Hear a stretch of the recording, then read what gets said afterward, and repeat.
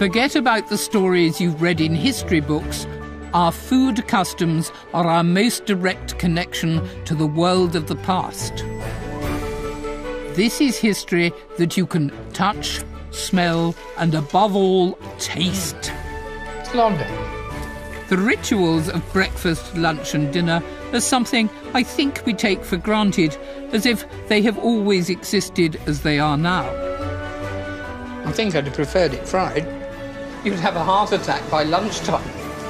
But unpick the stories of our three main meals and you discover gastronomic revolutions, technological leaps and sometimes gruesome realities.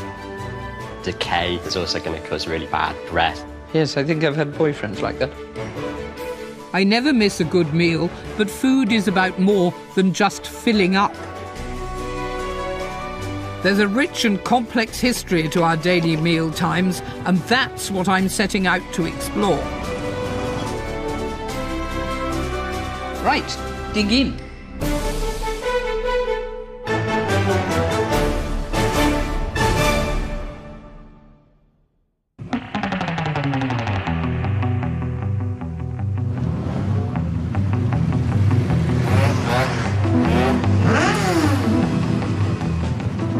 Of all our daily meals, the first of the day has the most mysterious history. The origins of some of the best-loved breakfast ingredients that I'm going in search of are buried deep in our collective past. But I want to start with what we think of now as a traditional breakfast, and so I've come to the kind of establishment where it still takes pride of place: the British Caff. In this case, a biker's caff. The so-called English breakfast, or full English, is our best-known contribution to international cuisine. This is, I suspect, what most of us think of as the quintessential morning meal. But there's something unexpected going on here, because this isn't the start of the working day, it's the end of the week. So, Friday night in a biker's cafe, what could be nicer? And you're having a full English. You can't beat a full English, which after a long ride. It's not only a meal that you can eat in the morning, you know, you can eat it pretty much at any point during the day. And I don't believe that they say it's unhealthy for you. I don't believe that either. But do you ever have it for breakfast? Most weekends we'll have a fry-up of some kind. Do you like a full English yourself? I have been known to have 1 or 12, yes. In fact, I once got accused by my wife. I'm actually on a diet at the moment, but I was accused of living on them at one point. Can't think of anything better, mate. Me neither. The full English has become so iconic, in fact, that it's now a dish to be enjoyed at any time of day or night. For sure, we'll witness strange mixtures at this time of the day, where people are ordering a breakfast with a glass of Stella. Personally, I prefer to eat mine in the morning, and nowadays without the pint of lager. The phrase bacon and eggs is so familiar to us now, you might never have wondered how or why they were first put together on a plate. But it's a story intricately bound up with the customs and rhythms of life in a much earlier age, back in the day when our morning meal first got its name.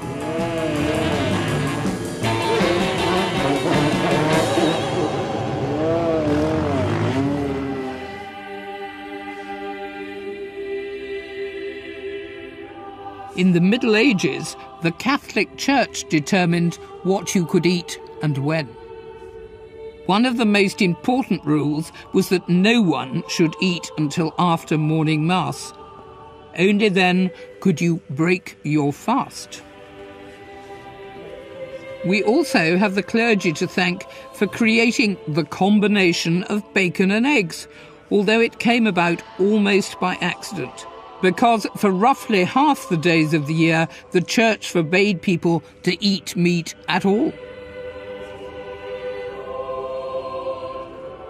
On the days when you couldn't eat meat, you would have to face something like this. Yeah. What's this? Well, this is salt fish which has been prepared in a manner that would have been common in the Middle Ages. So it's saltfish which has been soaked and served here with mustard and honey. Do you think that Grace would improve the smell? Probably not, but it might be a good thing to do. Bless us, O Lord, and these thy gifts. Father Tim Gardner is a member of the Dominican order, which was founded in the 13th century, and he is something of an expert on medieval religious strictures. Actually, it's better than it looks. It's a lot better than it looks. Was the belief that a Piscarian diet was in somehow more virtuous? There certainly was an idea that certain kinds of food had physical effects. And, we know that's true nowadays. I mean, it's not such a strange idea. Chocolate, double cream, they make you feel happy. That's the serotonin. Absolutely.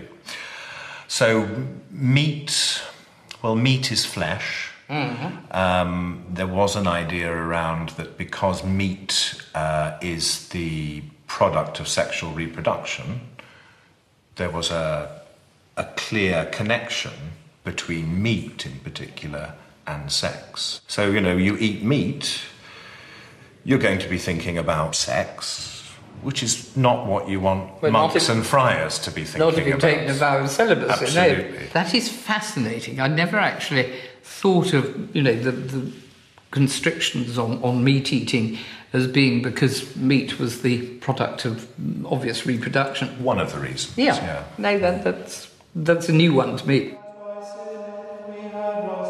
Nuns and monks had to observe the rules more strictly than most, but they applied to everyone.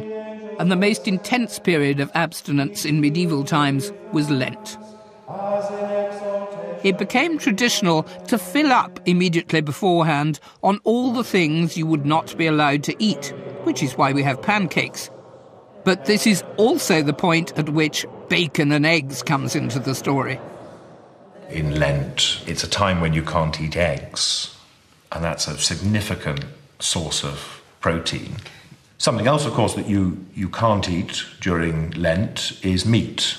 So it's not just the butter and milk and eggs that we use up on Shrove Tuesday, but meat too. So the day before Shrove Tuesday used to be known as Collop Monday. Really? Collop meaning a bit of meat. Yeah.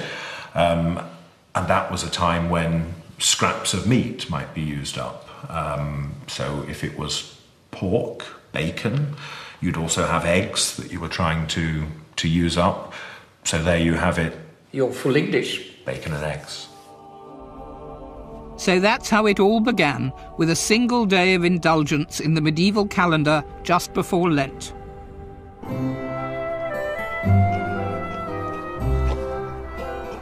But why have bacon with your eggs and not some other kind of meat?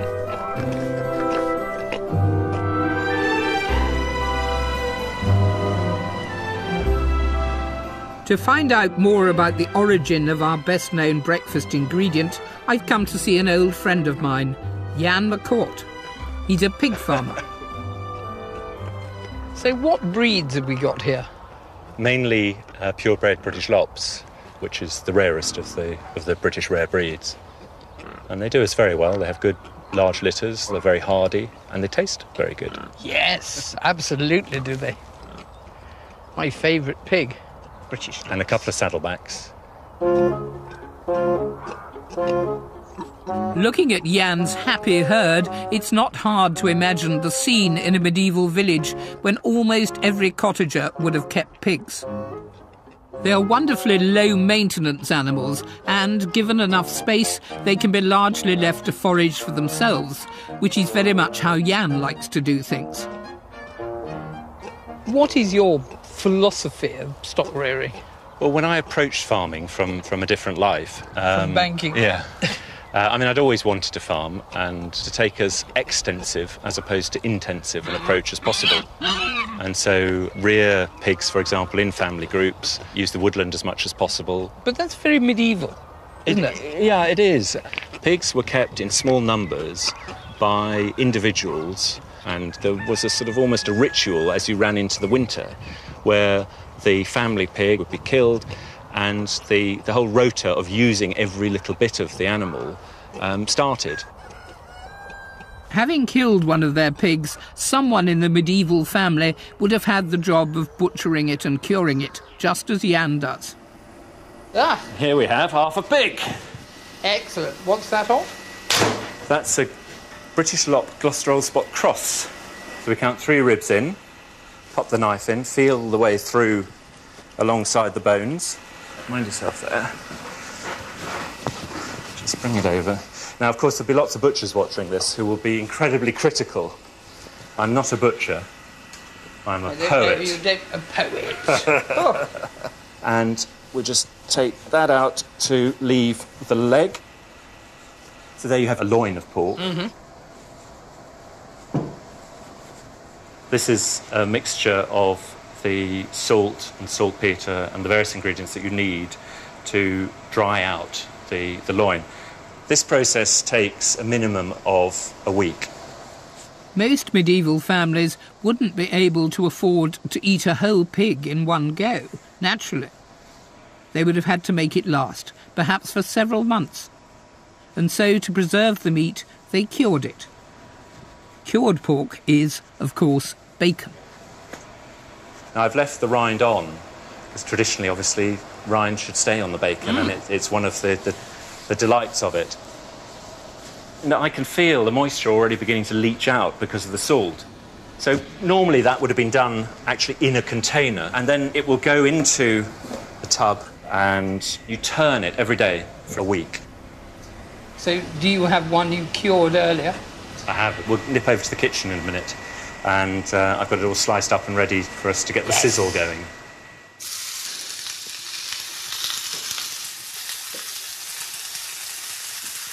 The smell of breakfast. In a lovely hot griddle pan, almost needs no time at all. But there's an important fact to remember in all of this. Apart from Collop Monday, most medieval families probably couldn't afford to have bacon for breakfast. Shall we give it a go? Absolutely. Their pigs were, after all, their main source of meat of any kind. And like the piece we cured, this is just the short back. Help yourself. It's lovely. We think of bacon as breakfast now, but historically it was the staple food of almost everybody. And it would have tasted something like this. But also, the whole pig is curable. You literally bone the whole pig out from top to tail and bury it in salt. There are records of people doing it in old Roman sarcophagi, especially in the Savanac forest. I kind of couldn't think of a better way to go, really. No, quite.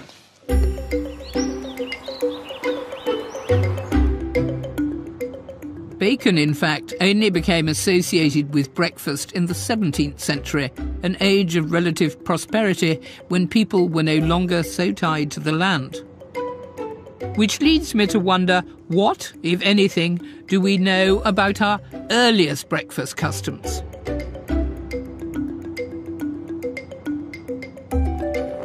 This is University College London, my old alma mater, and I've come to meet Dr. Ian Mortimer, a Fellow of the Royal Historical Society, to find out what constituted a medieval morning meal and who ate what. Dr. Mortimer, breakfast. Did everybody eat the same sort of breakfast, or was it very divisive by structure and class? It is hugely divided from top of society down to the bottom. Medieval society is hugely hierarchical. An aristocrat would pay 7 shillings for a fish at a time when a working man would earn 4p in a day. At the top end of society, it can be a matter of choice whether you have breakfast. At the bottom end of society, people still starve to death. So for them, it's not a question of whether they have any breakfast, it's whether they have any food at all. What's the earliest reference you found to breakfast? I have come across one reference, which is possibly 12th century, to choristers at St Paul's being given breakfasts if they've been up singing at night. And that's quite specific in bread and ale. What's the first aristocratic reference? As far as I can see, it's 1297, when the Countess Jeanne de Valence is recorded to have had breakfast. And it's not just a little breakfast for her, it's for her whole household, which may well have been as many as 100 people. She also had 20 poor people along. So this was a big breakfast and clearly a certain degree of ceremony, much more like a formal dinner. So it seems that if you were part of an aristocratic household, breakfast came with the job. And the more extravagant the lord or lady was, the better the breakfast. By far the best account of what aristocrats might eat for breakfast, and everybody else in their household who is of a certain rank, comes from the Earl of Northumberland's accounts, which is 1512. And to give you an idea of what the Earl of Northumberland and his lady might sit down to, first a loaf of bread and 2 trenchers, then 2 manchets, which is very high-quality white bread, a quart of beer, so a couple of pints to begin with, a quart of wine, because of their status, of course, half a chine of mutton, or else a chine of beef. And I mean, beef has always been the favourite food of the English aristocracy. In fact, I notice Edward IV also having beef for his breakfasts. So if you could afford it, then you could eat pretty well. Breakfast in a 16th century aristocratic household, then, was likely to be a substantial meal. And that trend continued after the Reformation, which did away with the Catholic Church's restrictions on eating food like eggs, milk and cheese. Before long, recipes for dishes like scrambled eggs began to appear, and even boiled eggs were a novelty. I've come to Gainsborough Old Hall in Lincolnshire to meet historic food specialist Caroline Yedham, and she's going to begin by demonstrating for me the old medieval way of cooking eggs, which was to roast them. Hello, I'm Clarissa. Hello, Caroline. What are you up to? Well, we're starting with some roasted eggs, It's which good. I've got sitting in the ashes. This is a very ancient way of cooking eggs. Whenever I cook them, I always find them a bit indigestible. But it's why boiled eggs become much more popular. And how long do you cook them for? Well, that depends on how hot the ashes are. And that's a matter of trial and error, because if you make them too hot, then the eggs will explode. So there is a risk. Do we think it's done? Definitely. Do we think it's digestible? You're welcome to try it. I will try it.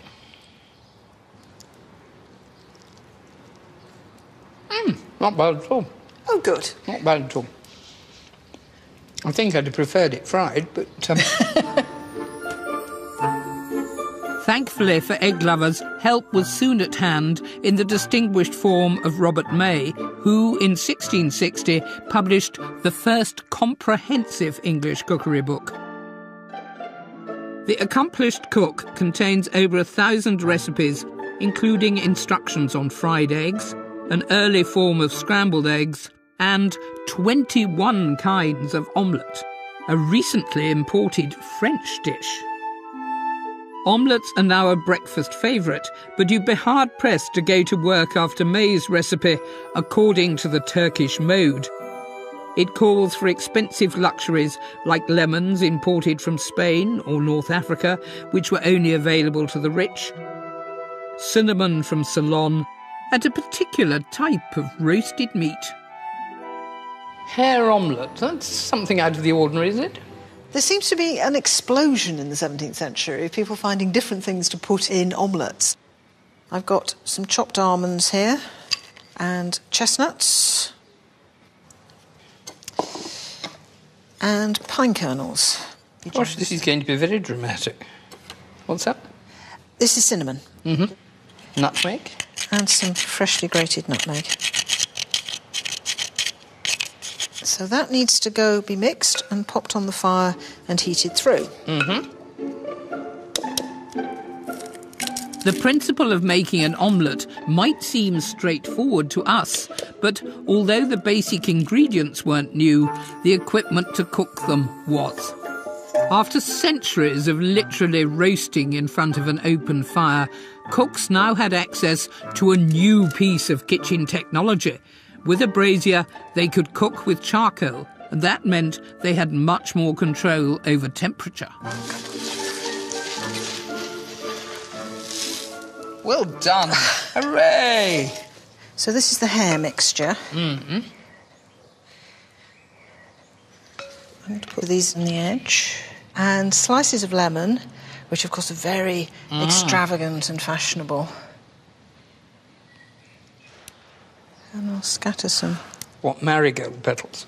Yes. It's very exciting. Give you a good layer. Never would have thought of doing hair this way.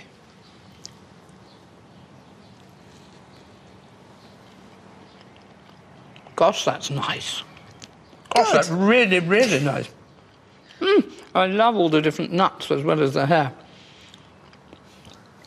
Wouldn't mind another one of those. Robert May's omelette is almost certainly too elaborate to have been an early morning dish, but it shows how enthusiastically our cooks took up those basic recipes we now think of as breakfast food. And when it came to eggs at breakfast, a physician of the time, Tobias Venner, urged restraint. Venner's medical book on The Right Way to a Long Life was the first to use the word obesity, and he recommends for breakfast just a couple of poached eggs together with some bread and butter and a good draught of claret.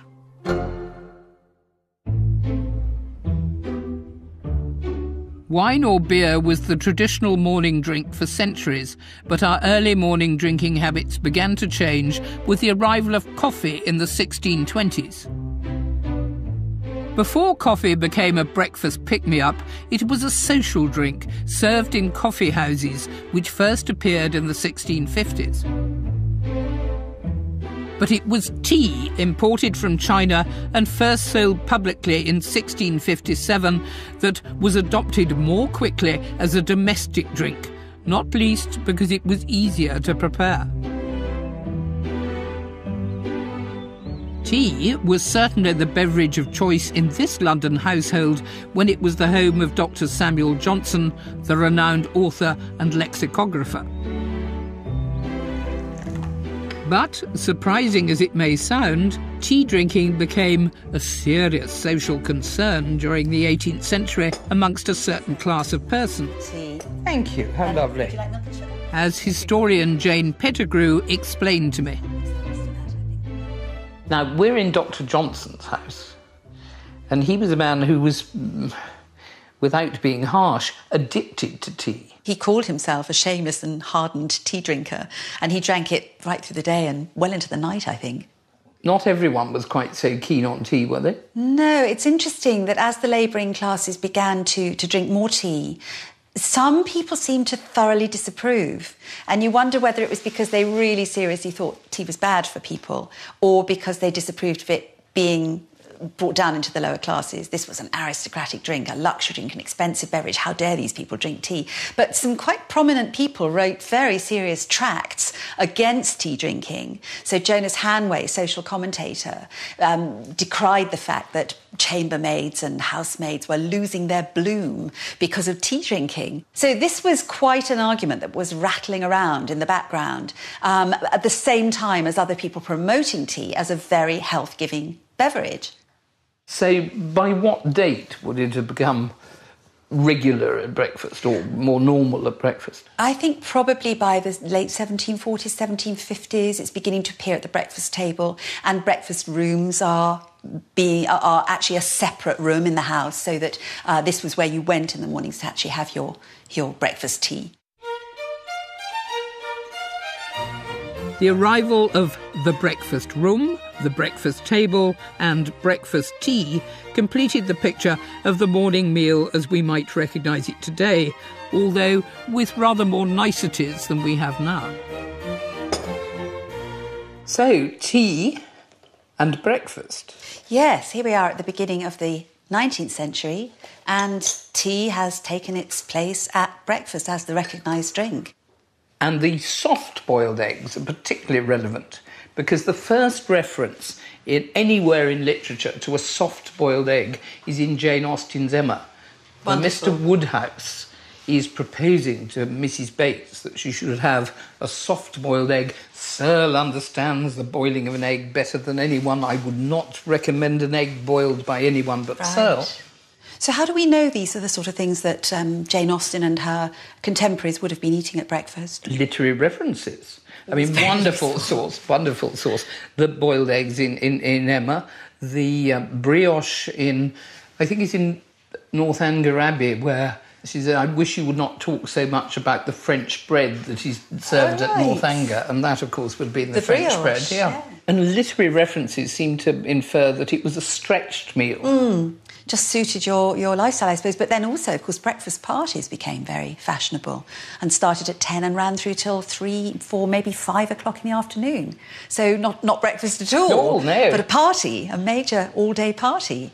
How funny, over breakfast. Now, that's something that could catch on again. Yes. But the offerings of a Jane Austen breakfast party are mere morsels compared with that most lavish expression of our morning meal, the English country house breakfast. Country houses were important fixtures in the aristocratic social circuit, and parties based around shooting or hunting might last for days or even weeks at a time. Chatsworth House in Derbyshire is a monument to the most refined kind of country living, and it's a place where, in the 19th century, the English breakfast reached new heights of extravagance. Christine Robinson is the current head housekeeper. She has worked here for more than 30 years, but her knowledge of the history of the house goes back much further.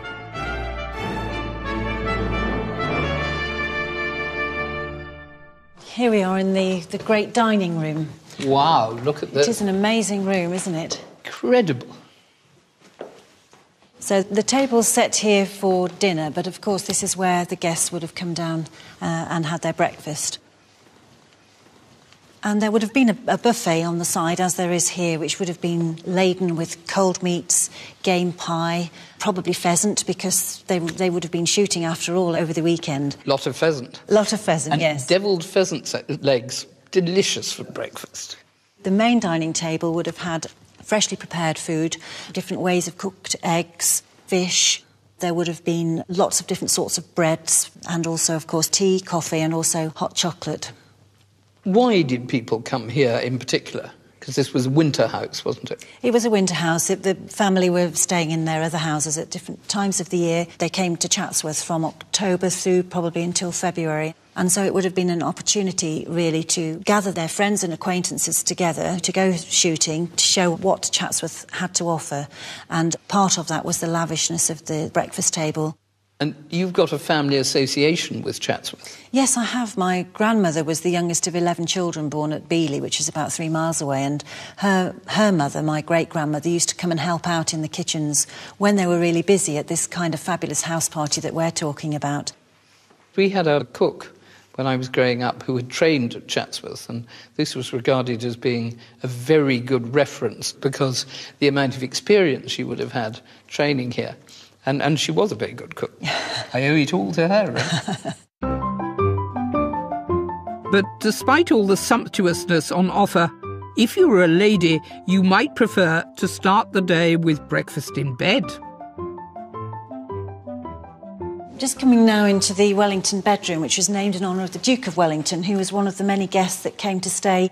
Fabulous room, isn't it? Fantastic. I mean, the wallpaper is just stunning. It is. Hand-painted Chinese wallpaper. And then wonderful bed here where the lady's maid would have brought her mistress tea and toast in bed. And, of course, breakfast is the one meal of the day a lady can still eat in bed without being thought of as slovenly. What's through there? We've got the dressing room through here, and this is where the gentleman would have slept if he'd had a late night at cards. Rather than come in and disturb his wife, he would have slept in the smaller bed in here. Is late at cards or perhaps sleeping in somebody else's room? Oh, well, I wouldn't like to say. With a lot of corridor sure creeping, I think.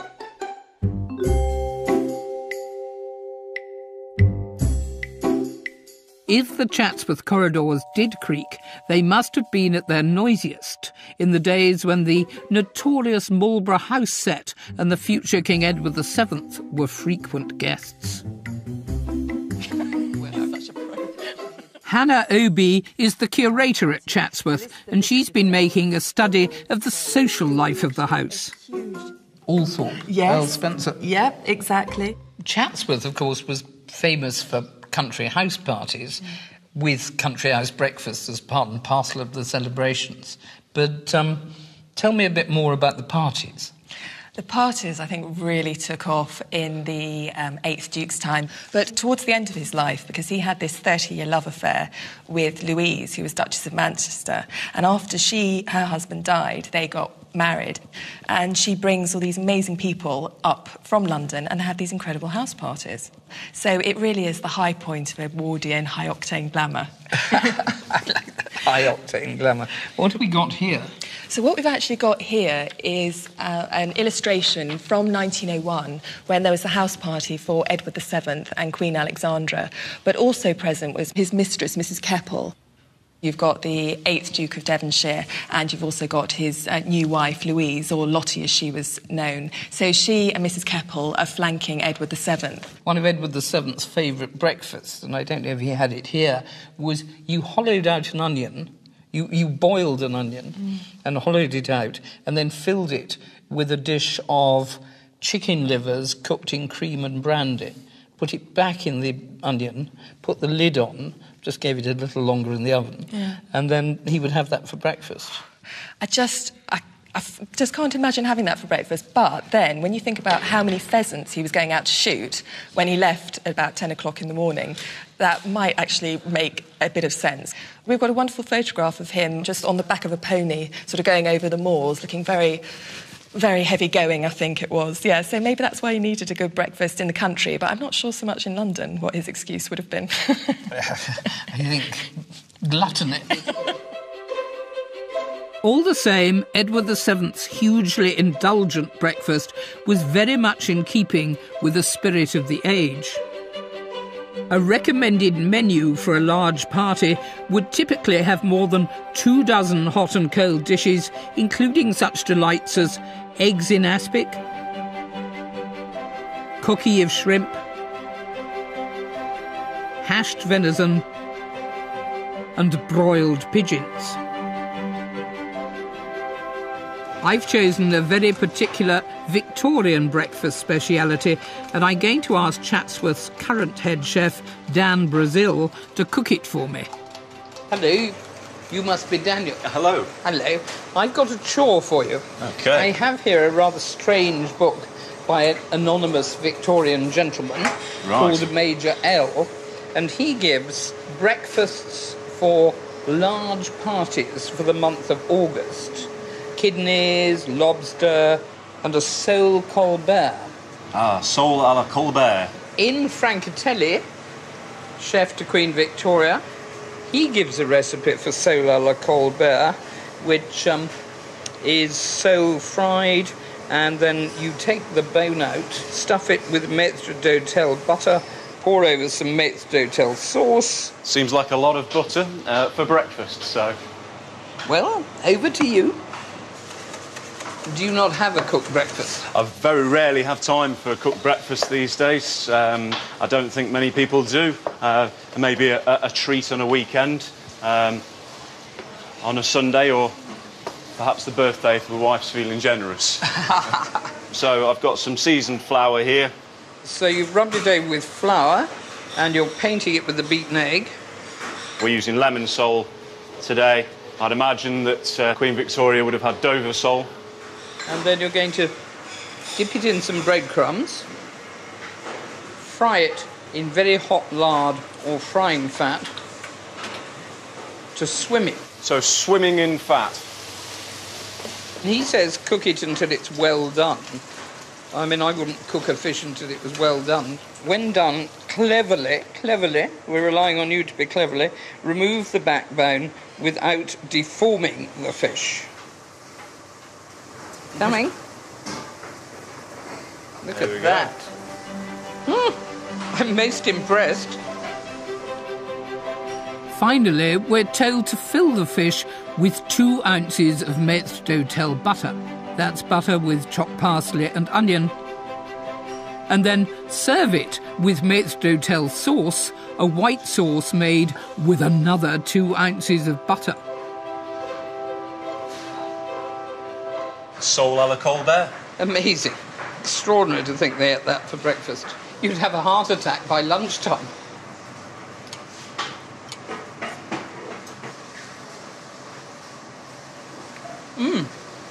Very nice, but not, I think, for breakfast. Yes, I think as a dinner dish it's very nice, but for breakfast, not for me. Nor me neither. And in case you're wondering, a dish of sole à la Colbert comes in at a little over 1,800 calories. The perfect start for a day on the moors? Well done. In the meantime, throughout the 19th century, our cities were growing and a new middle class was emerging. They may not have had country estates, but they did want a few luxuries to go with their bacon and eggs, and so they went shopping.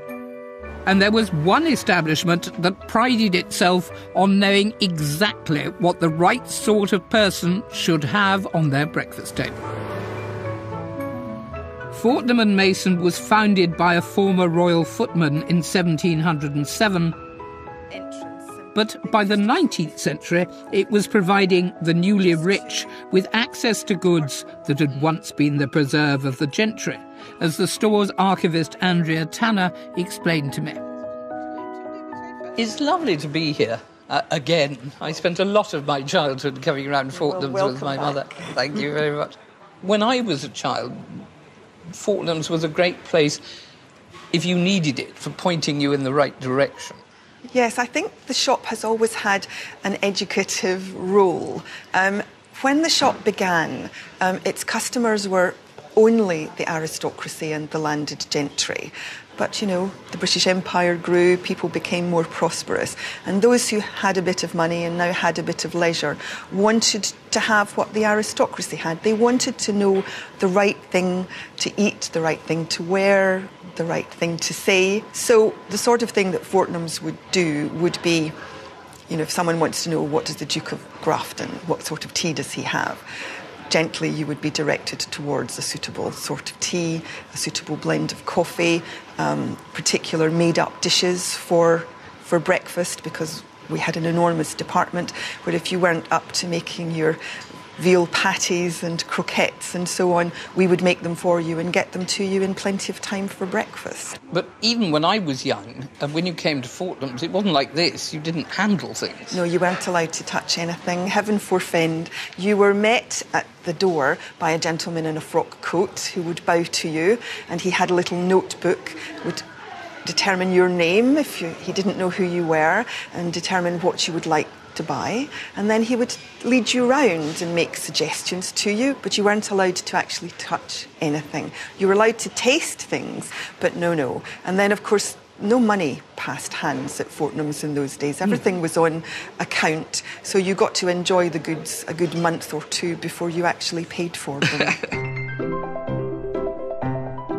Another thing you would definitely want for your breakfast table was marmalade, a delicacy which was probably first brought to this country in the 1660s by one of my great heroines, the Portuguese Princess Catherine of Braganza, when she married Charles II. Wonderful sight. This is our oldest marmalade, which is Burlington breakfast marmalade.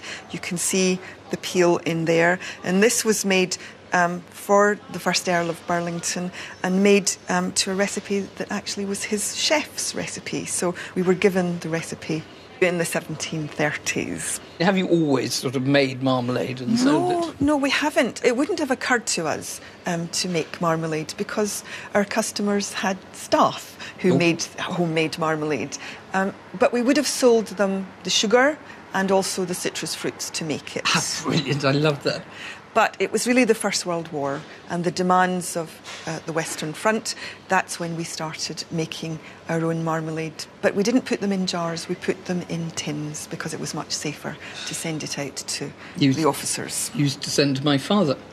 I had letters, or had letters, you know, would say things like, oh, I need some more marmalade, or that fruitcake was particularly good, you know, that Fortnum's one, can you send me another one? Excellent. Well, he was in good company because Clemmy used to send Winston Churchill marmalade from Fortnum's during the First World War. Throughout the Victorian and Edwardian eras, the country house breakfast was the model of early morning refinement, and the Victorians, in particular, kept on inventing and adapting new dishes. Andrea and I are going to sample two of the best known. Thank you very much. Of course, everybody thinks that kippers are really old, that it's an old method of curing fish. Yes, it almost looks medieval, but it's a 19th century English invention, yes. 1861 in Craster. Today we smoked herring in the way in which the Scots smoke salmon. Oh, really? Yep. Right. So it's, 150 years old? That's it. But very delicious. Very delicious, and of course now very much associated with breakfast. Indeed, indeed. Much older on the table would be what I'm having, which is kedgeree. Yes, it's a very ancient dish. It was originally the preferred breakfast of the poor in India, made up of just rice and lentils. It was taken up by the Mughal emperors during their fasting period, when they had it for breakfast too, and they were the people who first added fish to it. But of course it was those intrepid officers who set off to build the British Empire who brought the recipe for kedgeree back to their breakfast tables at home. So you've got this coming back from India as early as the 18th century. Yes, but of course you've got smoked haddock in your kedgeree, and that is a Victorian introduction. The fish in India was never smoked, it was always fresh. But by the time kedgeree became part of the great British country house breakfast, smoked haddock became absolutely de rigueur. You could not use another form of fish, or it wasn't a proper kedgeree. Really? And the lentils had long since gone. Oh, they had long since gone. I think the lentils disappeared on the boat coming from India to Tilbury. So it was a combination of staple foods, aristocratic customs and imported influences that gave rise to the rich and varied traditions of our morning meal. But then, just as the culinary crescendo of the English breakfast reached its climax at the end of the 19th century, from over in America came the first rumblings of a revolution that would make the country house breakfast history.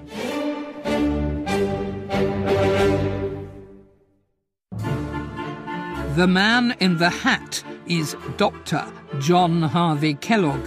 His name is synonymous with the best-known breakfast cereal in the world, although it was not the first. Today, cornflakes of all brands are a breakfast staple, but they were conceived as part of a much grander scheme to convert us all to vegetarianism. Dr. Kellogg pursued this aim with evangelical fervour because he was a member of an energetic new Christian church, the Seventh-day Adventists, who interpreted passages from the book of Genesis as an instruction from God that mankind should not eat meat. Like many of history's most important moments, the invention of the cornflake in 1894 was an accident. And it's one I'm going to see recreated here in Leeds at the University's School of Food Science and Nutrition. Dr. Kellogg and his brother Will had been working with wheat rather than corn, and these three young students, Callum, Zach and Charlotte, are going to repeat the experiment for me. So, Callum, what have we got here? This is the raw wheat grain, which John Harvey Kellogg actually made his first flake from. Everybody knows he was famous for using corn, but his first experiments were with wheat. quite hard. It is very hard, and in its raw form, you can't really do much with it with regards to eating. And so this is it soaking, is it? Yes, it is. The grain will take up some water and it will hydrolyse some of the starch and soften it a little bit. And this is typically kept at approximately 5 to 15 degrees overnight. After soaking the wheat grain, the Kellogg brothers boiled it for 1 hour. And then they dried it again, which is where Zach takes over. And how does this dry them? Hot air just passes over the top of them, and that just helps remove some of the excess moisture that you've got built up on the surface. So it's a giant hairdryer, really. It is a giant hairdryer. Initially, one of the problems faced by the Kellogg's brothers when they were producing the first wheat flakes was that if there was too much moisture, when they put them through the roller, it just smushed into a horrible mass and a bit of a sludge. And if they're too dry, after this, if we dry them too much, then when you roll them through, they'll just crack like hard bits of rice. Oh, really? So we'll just pop the dryer on now. The Kellogg brothers didn't have a hairdryer, naturally, and they struggled to get their grain to the right consistency.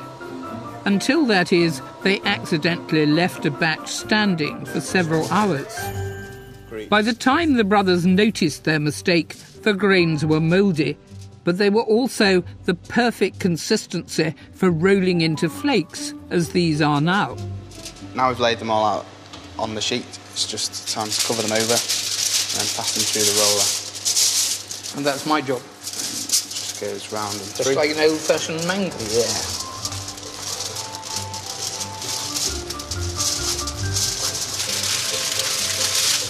Look at that. A couple of them have merged into each other. Doesn't look a lot like cornflakes. So, Charlotte, you've got the flakes here, beautifully rolled by me. Yes, very well done. What are you going to do now? Lay it on a baking tray, and that's what I'm going to be doing right now. Takes a lot of patience, actually. Extraordinary. You'd think by this stage they'd have given up, really. And how long do you bake them for? About 15 to 20 minutes. Mm-hmm. Now remember, the first batch of wheat the Kellogg brothers rolled was mouldy, but they soon developed their own drying technique to produce edible flakes. All right, looks like we've got a full tray ready to be popped into the oven.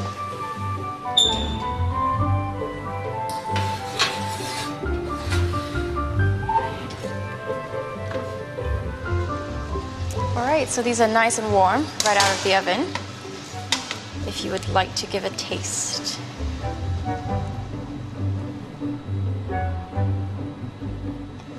It doesn't taste all that wonderful. It doesn't really look something like you want to have for breakfast, does it? And so, after a range of experiments, we found out that if we mashed up the wheat grains and we chop it up to break up the husk a bit more, and we roll it up, follow the same procedure as before, and with that, we end up with the end result of this. That's much better, isn't it? Yes, it visually. is. It actually tastes considerably better. How extraordinary. Well done. Thank you. That's fascinating. So that's how they were invented, but it doesn't explain why Dr. Kellogg's cornflakes became so popular. This is the 10 gates of digestion. I've come to meet another doctor. Without saying constipation once, which is a real... Dr. Cowrie O'Connor is a historian from University College London. She grew up eating Kellogg's cereals, and she has a very full knowledge of the man behind them. John Harvey Kellogg, Victorian obsessive. Cornflakes was where he kicked off, was it? No, he started back with grains of all kinds because the Seventh-day Adventist belief was God's own food, was grain, vegetables, nuts. So nuts being the obvious word. Yes, indeed so. He invented peanut butter while he was at it. He was a very, very innovative and inventive man. But mainly, he was trying to save America through a change of diet. So he wanted to invent all sorts of grain-based foods. And he was particularly challenged by breakfast, because it was the beginning of the day and the beginning of the digestive cycle. And he wrote a wonderful book called The Itinerary of a Breakfast, where he charts breakfast as it goes through the 10 gates of the body and exits. And he thought that nature should provide the perfect laxative in the way of grain. So from the beginning, he was always trying to develop good grain-based ways to start the day. But the Victorians were completely obsessed with their bowels and constipation and regularity. It was the thing of the age. Well, absolutely, and he prime among them. He also began to think that oatmeal porridge, cooked porridge, which was the great Victorian standby, was no good because it gets stuck on its way through the 10 gates of the body. So what was really needed was something that was quick, easy, and cold.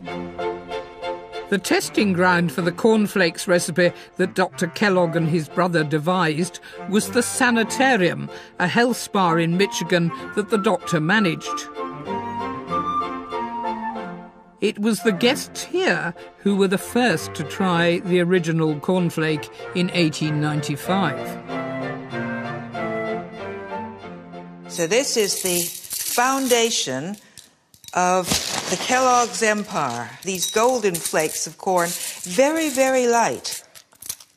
Now, when they first did the cornflakes, they were slightly tasteless. So one day, when the doctor was on a trip, the brother decided to improve on the recipe by adding malt and sugar to the flavoring. This is the cornflake we have now, transformed it, instant success, but the doctor never ever wanted to sell any of these cereals. He just wanted to let them be for the people in the sanitarium and do them by mail order. And the brother said, "My God, we could make a fortune. Why don't we sell them to the world?"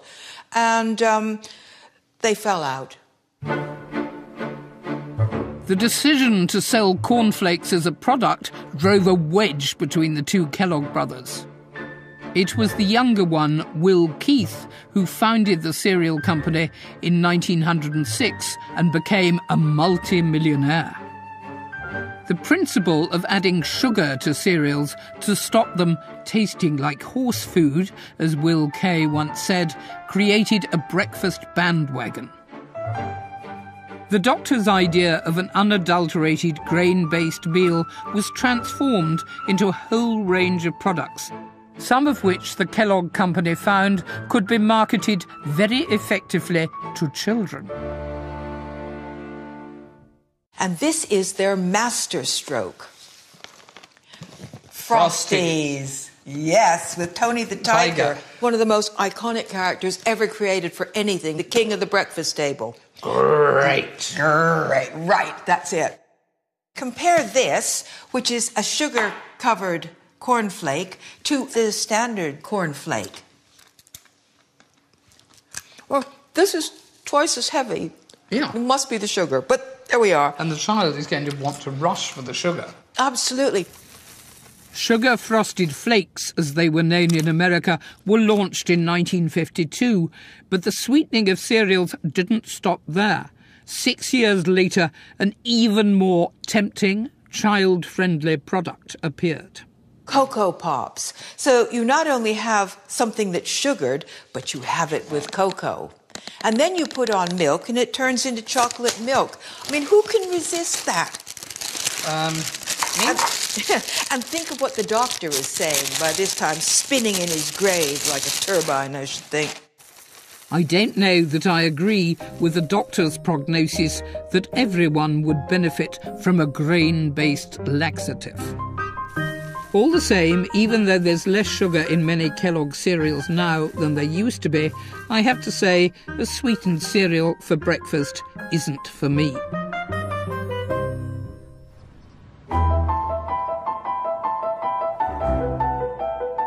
I've come finally to a place where almost every conceivable kind of morning meal is on offer, the Hotel Breakfast Room. I'm meeting writer Tom Parker Bowles, a food lover after my own heart. Morning, Greta. Ah, Tom, how are you? Lovely to see you. Right. Breakfast. Absolutely. Yes. Am I looking at your one? There. You have that one. I've asked Tom to join me to reflect on what has happened to our idea of an English breakfast. Duck eggs for the soldiers. Thank you very much. Bacon and eggs, sir. Thank you very much. Welcome, sir. So very traditional, Tom, bacon and eggs. I think bacon and eggs is one of the great breakfast combinations of all time. Pig and egg. Sublime. And it's bacon is a great British art, isn't it? What was that lovely thing? The hen is involved, but the pig is totally committed. But this is a proper breakfast. It provides you with... admittedly, I'm not off now to go and work the fields or go down the mine or anything particularly physical. But this, to start a day with a breakfast like this, puts you in a good mood.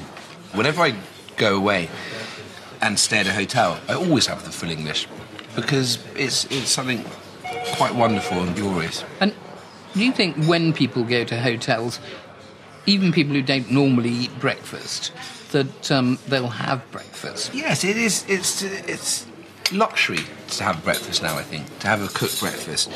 If you're obsessed with fats and meats and all that sort of stuff, well, you're not going to get any pleasure out of anything, are you? But, yeah, my wife never eats a cooked breakfast, but if we go somewhere, she'll always have it. I saw the most extraordinary thing the other day. There was a Frenchman sitting in the hotel where I was, and he had a plate of bacon, and a couple of boiled eggs turns up, and he breaks open the boiled eggs and scoops them on top of the bacon and eats them. And I said, why are you doing that? And he said, oh, this is what I like. Well, I tell you what, that's a very rare thing to see a Frenchman who understands a good English breakfast. Because you go to the continent, and not just, many great things about the continent. Breakfast ain't one of them. I mean, we could not have built an empire on croissants and rubbish pastries. This is empire-building ballads, this stuff. The Battle of Waterloo was won over a plate of bacon and eggs. It probably was. It was. Can you imagine? Going to war on a croissant. That's why they always lost, I think, to be honest. Is the good old pig and egg. I mean, pig is the key to a good breakfast, isn't it? What do you think influences people's choice of breakfasts? Sadly, these days, time. I mean, everybody is in a rush in the morning for various reasons. They're rushing to work, they're rushing to the children's school, they're rushing to everything. It's just quick rush. When I give the children boiled eggs, I'm rather rushing them through, whereas you wouldn't do that at dinner. So therefore, going back to the big, full English breakfast, it is a treat, because you need time to cook it, to eat it, dare I say, to digest it as well. We spend 3 hours over dinner. Why not spend a bit of time over breakfast?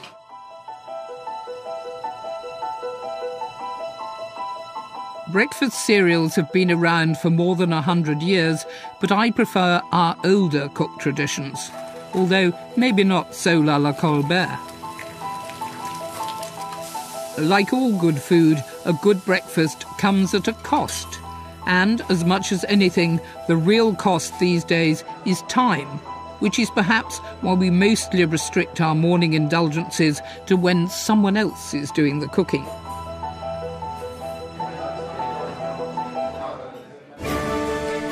Next week, I'll be looking at lunch, a meal that 300 years ago didn't even exist, but which has been adapting to the changes in our working lives ever since.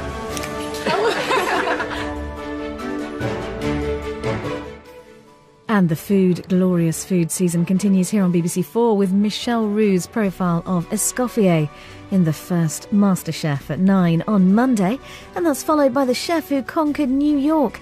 Meet Paul Leibrant on Monday at 10. Next, though, brand new comedy coming up with Getting On.